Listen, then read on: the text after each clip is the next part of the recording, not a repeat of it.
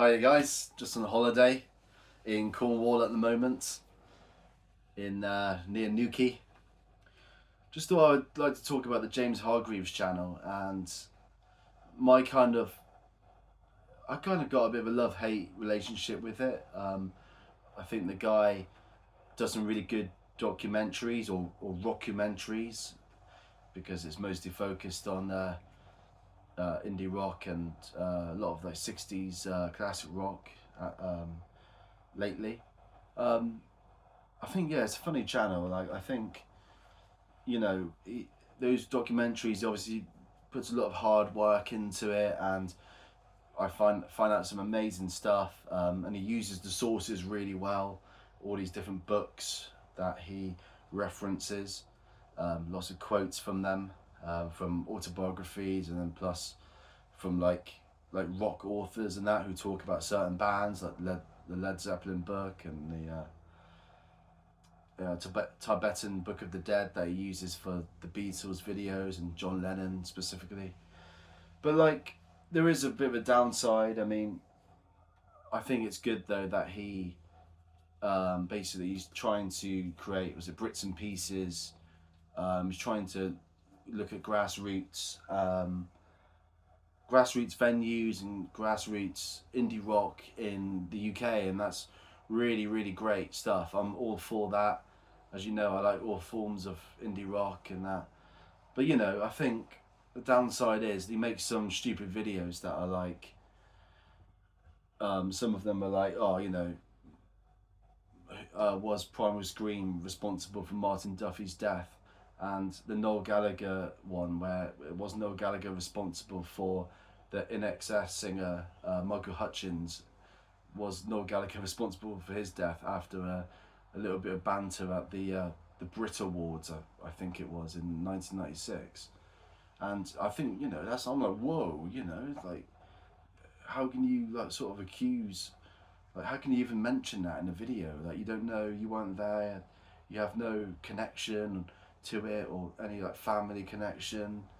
Like, what do the families and like other band members think about those kind of accusations? I mean, I'm not saying obviously James Hargreaves has taken a neutral view on it, but it's still just that just the whole kind of principle of, you know, even suggesting something like that could be true, like some person being responsible for death, is very, you're going into very hot water territory there, and very private territory.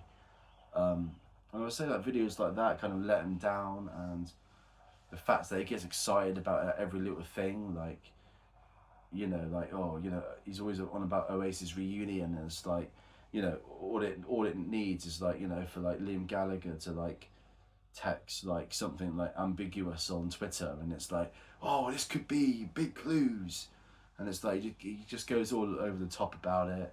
And also there's all that kind of like decoding of like messages that he does, like, what's the message of Ian Brown and that with these lyrics, and he's trying to like use acronyms and like decipher the acronyms, and like it's all like just like, where is he getting all this from? It's all very like too spiritual and not based on enough fact. And he's kind of like putting words in a lot of musicians' mouths, I seem to find. I think that's the main problem I've got with him. But I do like his whole. On the other hand, I do like this whole kind of grassroots supporting like the Marseille video and that, and Vega Rally, and he did one on Pastel. Like, I like all that stuff. How he's supporting like the indie rock scene.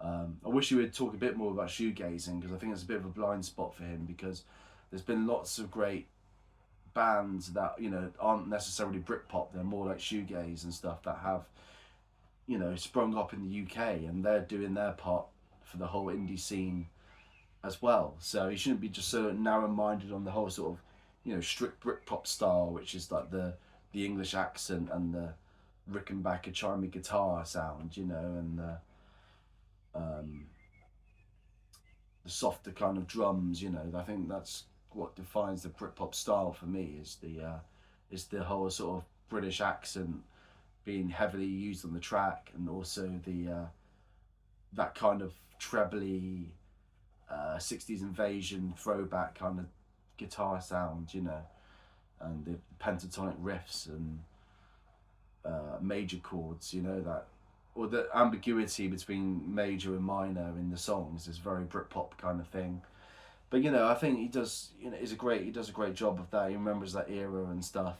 I wish he would just focus on a bit more sort of modern bands. You know, it seems to be like only like one in every 20 videos where he's like focusing on a new band. There was some Scouse band that he had on there like last week or 2 weeks ago, but it's only like one in every 20 videos really. And then he always, you know, he always falls back into like talking about the 60s or the 90s, and 90s especially, which is fair enough. He obviously remembers the 90s and stuff, but you know, if he wants his like Brits and Pieces, his campaign about take back the charts, that's his main thing. Where, you know, which I think might be a bygone kind of, you know, model anyway. It's a bygone kind of model, I think, what he's going for, where he's the industry. The industry doesn't work like that anymore. Like he's too. I understand where he's coming from. And I want it to happen as well with the British charts, with guitar bands, you know, getting their way back into the top 10. But I just don't think the charts are that vitally important anymore. And it's, you know, it's only the album charts that, you know, Shed 7, Cast, Kula Shake and Ride are getting into. Obviously, they're getting into it easily.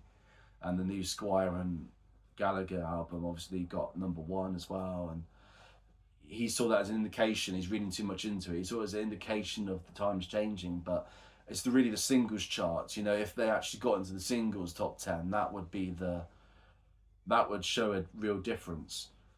But you know, I think it's all an old model anyway, and I think the charts, even for pop stuff like Taylor Swift and Ed Sheeran, I think even the charts don't even matter for them. It's purely just, you know, what people are downloading or streaming on Spotify, Apple Music, and Amazon Music. You know, it's all really about streaming figures, really, as opposed to like charts, official charts, positionings. So I think, you know, that whole like 90s model and stuff that he's looking for, or 20th century model, I would say, because I think this model works like 60s until the mid 2000s. Like that's where you had like CD UK and stuff like that. I think that stuff like TFI Friday and CD UK would be great if something like that returned. I think that is what is missing the most. Actually, it's not really the chart positions that's going to change people, but I think television, a TFI Friday kind of program that's on the first 5 major channels. So in the UK, we've got BBC One, 2, ITV, Channel 4, Channel 5. And I think if there was like a music channel that was showing these like new bands, that would, you know, that would really propel this indie rock movement tenfold. Like more than a indie album getting to #1, you know, in the charts. But you know, they're not meant to anyway. That's why it's indie. You know, um,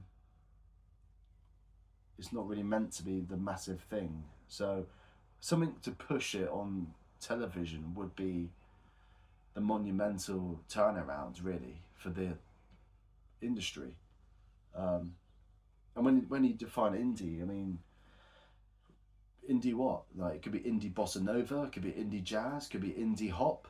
It doesn't necessarily mean rock, does it? Guitar based music. Indie means independent, and so it could be an indie bossa nova.